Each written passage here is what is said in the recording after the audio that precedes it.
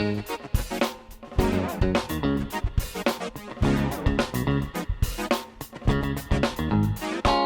matter whether you follow my channel for Final Cut Pro, iMovie or Motion, you'll be using a Mac.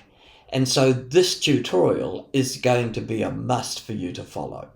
Files take up space on your computer, and when you're using Final Cut Pro, Motion or iMovie, that space fills up all too quickly. So keeping as much space free on your internal hard disk is imperative. Unbeknown to you, there are many files cluttering up your internal hard disk that you just don't know about. I promise you'll be able to save space by viewing this tutorial. I thought I was organized with my file management, but I found 20 gigabytes of files that I didn't need just preparing for this tutorial. Files that can be deleted or even removed from your internal hard disk and archived onto external disks so that you're actually saving more space on your internal disk. And this is how to optimize the files. Select About this Mac under the Apple menu.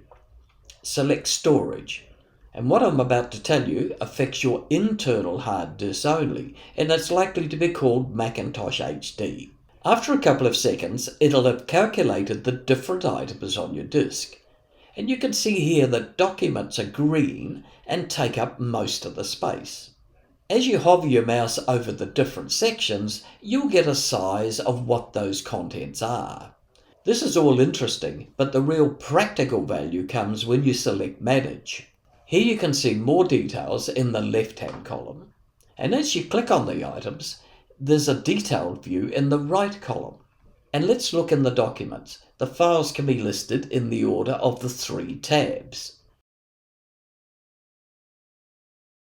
Here I can select the files with the Show and Finder and trash them. And if you've got another Finder window open, you'll see the changes to the internal disk size as you trash those items. But more importantly, I can select all of the files and give them different tags so that I can do all of the actions later. That's like archiving, for instance. And just a note here, these changes are actionable on all files, on all disks, both internal and external. So right-click on the file and select a highlight tag color. Keep a record of what each color means to you, or you could even personalize these labels. To do that, select the Finder and select Finder Preferences. Select the tag item, and currently the yellow dot, that's the tag, is labeled yellow. I'm going to change that so that any file that has a yellow tag will be labeled To Be Archived. Click the plus sign. Replace the untitled with To Be Archived. Drag that on top of the yellow dot, and you'll see the yellow tag will be replaced.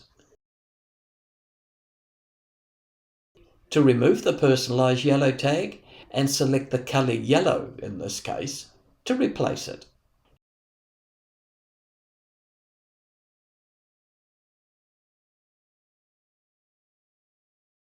If you enjoyed this video, please like and subscribe and press the bell so that I can make more videos like this for you.